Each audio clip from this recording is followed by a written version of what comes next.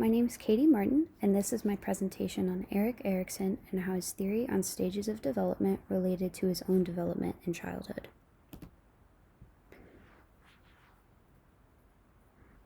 There are many correlations between his work and his own life. This is a common theme for many psychologists, but I have found his to be particularly interesting. In the upcoming slides, we will be covering examples of these experiences and how they relate to his own work.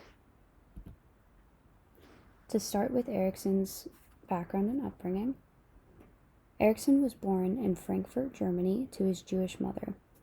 She was sent to Germany to give birth due to her becoming pregnant out of wedlock. Not knowing his biological father caused him to be unsure of his name and psychological identity growing up. In school, his German classmates rejected him because his mother and stepfather were Jewish. Along with this, his Jewish classmates also rejected him due to his Aryan features. After graduating, he traveled across Europe as a way to try and find his identity. He took notes and observed life around him on the trip. While on this trip, he described himself as close to psychotic. At the time, he was very depressed and searched for reassurance from other people. Soon after this, he taught at a small school established by Freud and was trained in psychoanalysis by Freud's daughter Anna. Anna was interested in psychoanalysis of children, which caused Erikson's interest in child development. He then married Joanne Serson, which provided him with the support and stability he was looking for.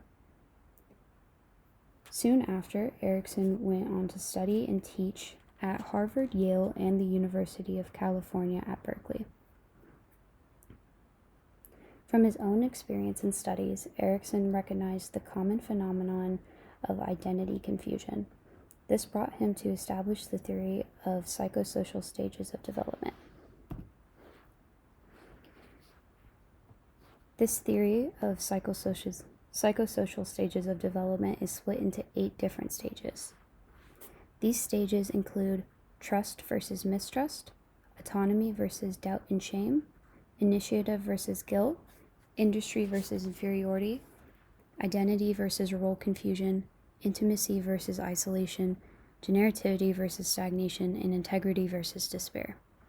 These stages are based on adaptive versus maladaptive ways of coping throughout the different struggles of life. Each stage also includes a basic strength and weakness that can be developed as a result of how we cope with the crises we face. On to the correlations between his experiences and his theory. First off, the absence of his father. The absence of his father impacts multiple things throughout his work and can especially be seen in the stage of identity versus role confusion. The rejection of his classmates. The impact of this experience is shown in the psychosocial stage of the industry versus inferiority. Social skills and influences are emphasized at this stage. And finally, his travels to search for his identity. Similarly to the absence of his father, the impact of this can be seen in the stage of identity versus role confusion. The concept of finding identity is also shown in his theory as a whole. And finally, this is my works cited. Thank you so much for listening, and I hope you'll have a great day.